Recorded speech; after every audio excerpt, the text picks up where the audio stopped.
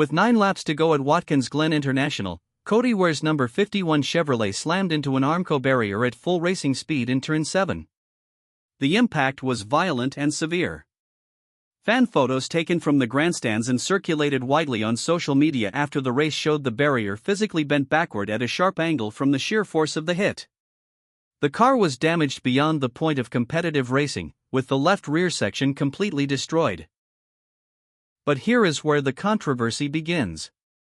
NASCAR did not throw the caution flag. The race stayed green. Drivers continued flying through that same compromised corner at speeds approaching 130 miles per hour for 9 more laps, completely unaware that a damaged and bent barrier was sitting just feet away from the racing line. And it gets worse. Fox Sports never showed the crash on the broadcast. Not during the race itself. Not in any replay segments. Not even in the post-race coverage. Fans watching at home had absolutely no idea the incident had even occurred until video clips started surfacing on social media platforms after the checkered flag had fallen.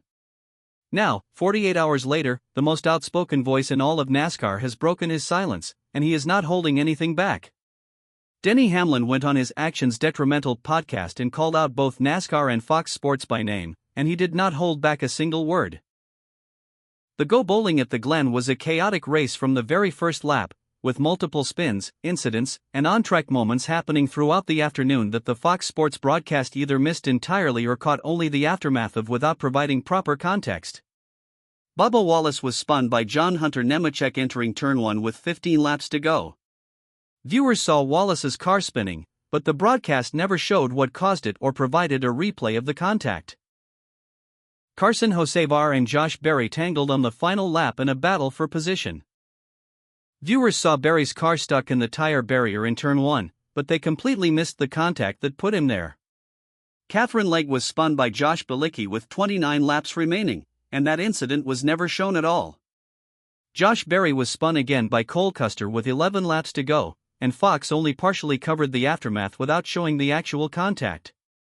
But the Cody Ware crash was the breaking point. This was not a minor incident or a gentle brush with the wall that NASCAR could reasonably let go under green flag conditions. Ware's car hit the Armco barrier at full racing speed. The impact was so severe that the barrier, which is designed to absorb energy by design, was bent back at a dangerous angle. Ware managed to get his damaged car back to pit road and eventually into the garage area, but the critical part of this story is what happened next. That damaged barrier stayed exactly where it was bent, compromised, and sitting on the outside of a high-speed corner at an active racetrack for 9 more laps while the entire Cup Series field flew through the corner at full speed. Not a single caution flag was thrown during that time. When that reality sank in for Denny Hamlin as he sat down to review the race footage ahead of his podcast recording, the frustration was immediate and total. On Monday, Hamlin said everything that drivers across the garage were thinking, but most were too cautious to say publicly. "Yeah, I mean, they didn't follow a few wrecks that happened, that's for sure," Hamlin told his co-host. "But NASCAR has to get better with that. Like, I've seen their control center at their production studio. There's absolutely no excuse to not, you have cameras pointing in every direction of this racetrack for you not to see Cody Ware destroyed in that final corner. Cow, man." Hamlin continued, "They need to say something about that. Not just, we'll look at it. We're always looking to improve. That's old news. Take some accountability on this one. This was not acceptable." Those 4 words carry enormous weight. This was not acceptable. This criticism is coming from one of the most experienced and connected men in the entire sport. Denny Hamlin has been racing at the Cup Series level for over 2 decades. He is a co-owner of 2311 Racing, one of the hottest and most competitive teams in NASCAR right now. He is a man who has been inside NASCAR's production facility, who has seen the control center with his own eyes, and who knows exactly what the infrastructure is capable of. When Denny Hamlin says there is no excuse, he is speaking from a position of genuine knowledge and experience, and that makes his criticism land with significantly more weight than the average frustrated fan posting complaints on social media. But Hamlin did not stop his criticism at NASCAR. He pulled Fox Sports directly into the conversation as well, and his logic was impossible to argue with. "It's on both of them. It's on both of them," he said. "There's a director somewhere in there in Fox's production studio that's looking at all the cameras. Surely, there's got to be someone." Then Hamlin raised the uncomfortable question that nobody inside NASCAR wants to be asked publicly. Is TV going as NASCAR goes, or are the two parties working independently? Could TV have shown that Cody wreck? And then we see, oh, they didn't throw caution for that. Like, that's not a good look. That right there is the most damaging part of this entire story. Are the broadcast operations and race control so intertwined that one missed the incident because the other did, or did two completely separate, well-funded operations both independently fail to catch one of the hardest crashes of the entire afternoon? Neither answer is acceptable, and Hamlin is absolutely right to demand a better explanation. Hamlin then explained exactly why he believes this keeps happening, and the answer, according to him, comes down to money. Specifically, the people NASCAR has been cutting to save it. NASCAR has these monitors and they have cameras pointing pretty much at every corner, because they just don't have the track workers that they used to have because they've cut, he said. And so there's these 16 monitors. It could be 24, 36. It's a lot. It's a lot of monitors looking at the racetrack somewhere. There has to be multiple officials. It can't be one person. I'm sorry. You can't look at 24 monitors at one time. There has to be multiple people looking for dramatic events that could be a hazard. That is a devastating indictment of NASCAR's operational decisions.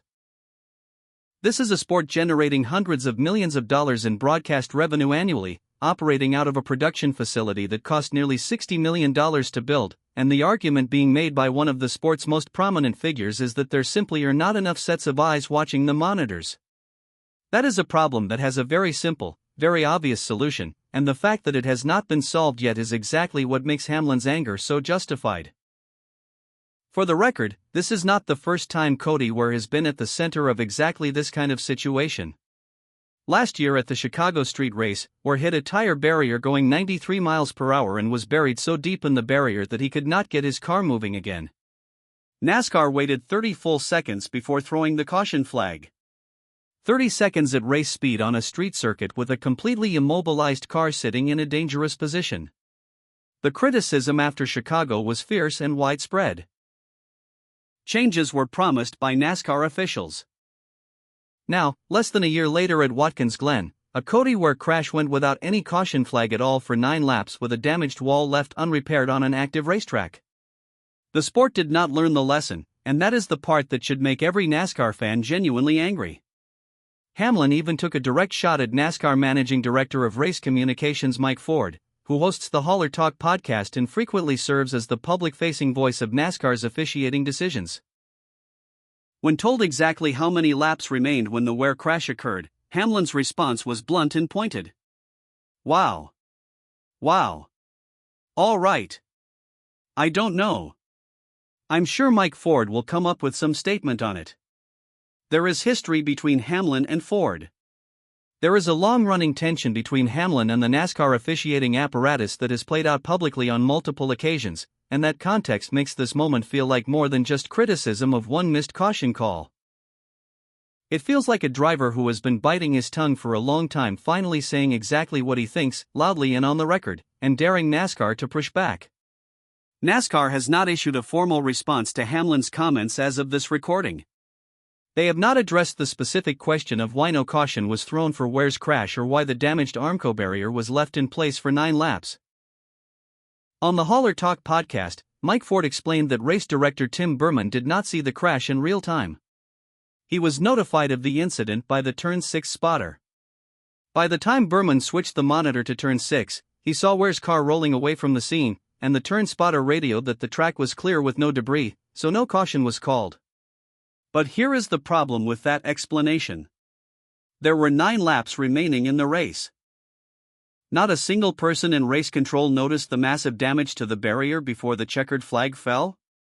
Even if the initial decision was understandable given the information available, how does a damaged wall go completely unnoticed for that long?